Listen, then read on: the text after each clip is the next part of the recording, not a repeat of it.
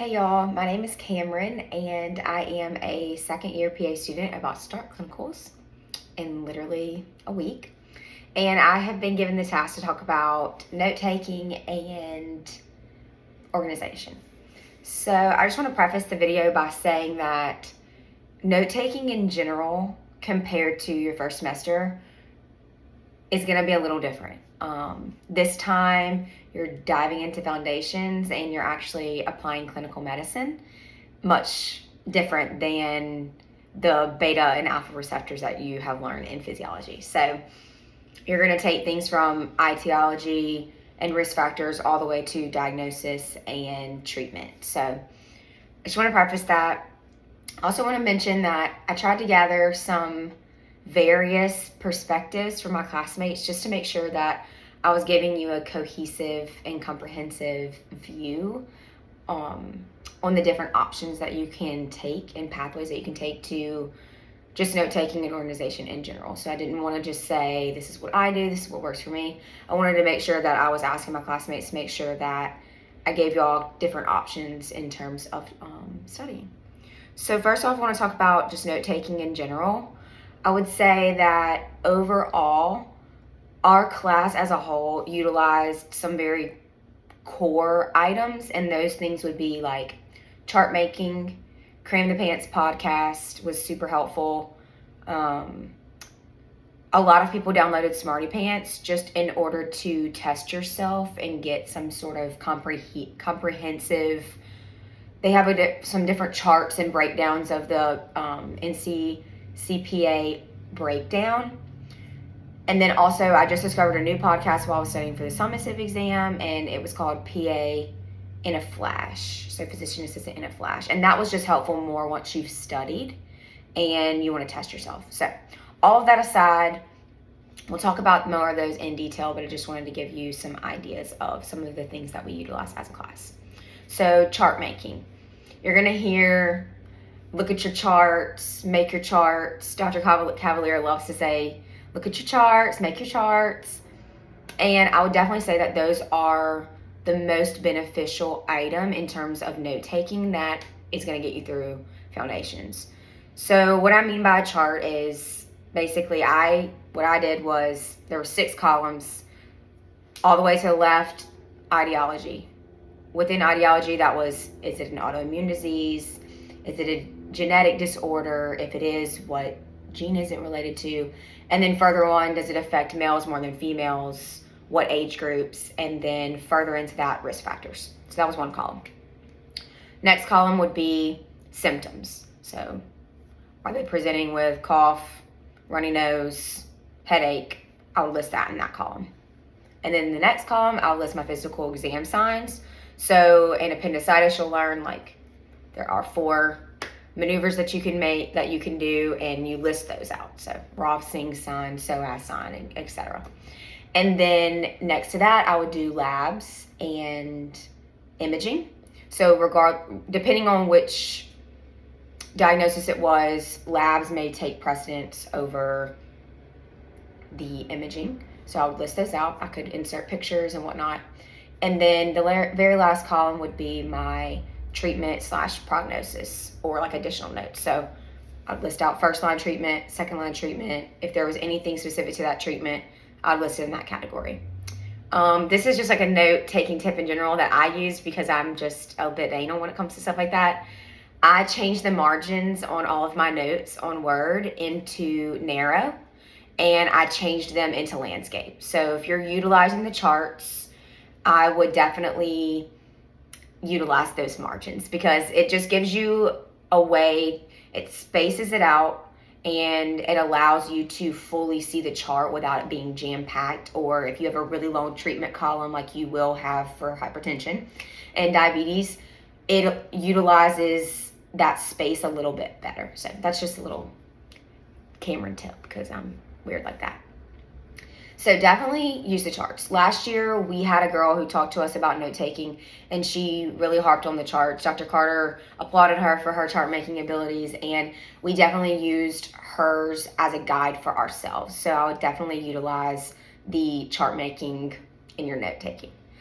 While charts may not always be the most beneficial for you, I had some classmates who would take the PowerPoints and transfer them into a Word document. If you're someone who likes to see black and white all the way from top to bottom, I would definitely utilize that. I felt like she was very much worried about, she didn't really love the way that every PowerPoint has a different design. Some of them might be super blue or really dark, and especially when you get guest lectures and things like that. So she felt like for her own sanity, it was better for her to just transfer those into a Word document and then use the charts later, rather than opening up a new PowerPoint every single time that didn't look the same as previously, if your mind works like that. So definitely utilize that if that is something that you think is going to bother you. I would also say that in terms of note taking, if you like to write, which I would not say I love to write. I would say I like writing because it helps me. I never really wrote in class. So I definitely wrote a ton in the first semester, especially for anatomy. Like I wrote so much. But I would say that if you're going to write, make sure it's something that you've gone over before class. So for me, if I was going over it prior to being lectured upon, then I felt like I was comfortable enough to write during class. That may not always be the case. You may not always have time to pre-read or whatnot, and don't tell Dr. Carter that, but you might not have time. And I definitely felt like it was harder for me to pay attention if I was constantly writing. Typing is so much easier because you're just like this, but when you're writing, you're having to look down and you can't really focus on more than one thing. So if that works for you, totally keep doing it. I just felt like for me, it was really hard for me to focus, and I got more distracted than I did actually learning. But you can believe that I went back home and I wrote it. So in terms of the podcasts that I mentioned and and Smarty Pants and other things like that, just be aware that the more resources that you're using, the harder it may be for you to actually comprehend the material. So find the resources that work best for your brain and for you, and utilize those and keep it to a minimum, because you just can't learn everything that everyone tells you in every single podcast. So just make sure that, for one, the number one thing on your list is the PowerPoints. The podcasts and the other things that we're mentioning are just for your own benefit. They may have helpful mnemonics or pictures, or they may just present the information in a different way. But just be aware that at the end of the day, don't trust that. Trust your PowerPoints and trust your lecturers and your professors. And if you ever have a discrepancy or a question, never feel hesitant to ask. Always be respectful and let them know where you're coming from and what you're struggling with, and they'll for sure clear it up. And CMDT always pretty much has the answer. So off of that, in terms of organization, I would say that you've been through a full semester of PA school, so I think that your organization skills are probably on a rise. So I would say that just make sure you're managing your time well, like Caroline mentioned, and just make sure that you have a place for everything, and that if you're ever wondering where something is, make sure that you have a way to get to it. So you're gonna have to study for things that you learned this semester at the very end. You're gonna have OSCEs, you're gonna have the summative exam, etc. And you're gonna need to utilize those notes again. So what I felt like was helpful for me was on the desktop of my computer, I would make folders on the very right hand side, and I would just name those folders whatever course it was. This was for pharm, this was Foundations 1, Foundations 2, etc. And within those folders, I would download the syllabus because I feel like it was super easy for me to utilize just going to my desktop rather than logging onto Moodle, going to that class, and downloading it from there. And then within that, I would have all of the assignments, the PowerPoints, and other notes and miscellaneous items that I found helpful for that class into those. And then once the class was over, I would take all of the things on my desktop and I would move them onto my Google Drive. Google Drive is helpful because it doesn't take up as much space as it would on your desktop, and it's super easy to utilize on your phone on your desktop, etc. And it's right there. It's not going away unless you choose to delete it. And it's super easy to pull things out of your trash if you do accidentally delete anything. So I would definitely use that. I have to pay like $1.99, but that's only because I have a lot of stuff in there. So definitely utilize that because you're going to have to use all of those things later on. Quizlet is also super helpful. I know I'm kind of going back and forth into note taking and organization, but I just popped that in my head. Quizlet is super helpful. Our class made a Quizlet page that we decided to add any Quizlet that we made onto. So everyone was utilizing it. If they felt that it was helpful, they would just add it onto our FreightMU 2024 Quizlet page. So definitely utilize that or make your own if that's something that you want to do.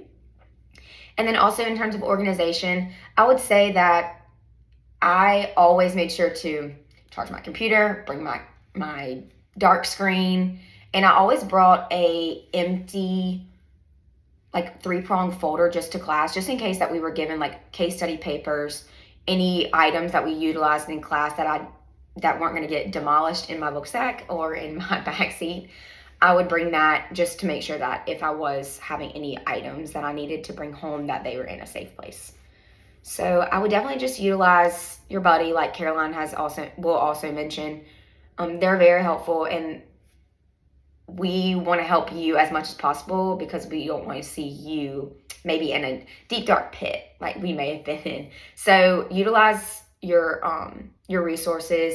If you ever have any questions for me, I'm always available. You can type in my name on email or text me or whatever else. And I think that's basically it. I want to wish y'all the best of luck. I'll be praying that y'all have the best next year and there is light at the end of the tunnel. You have gotten through a very tough semester and it's only going to go up from here. So best of luck and let me know if y'all need anything.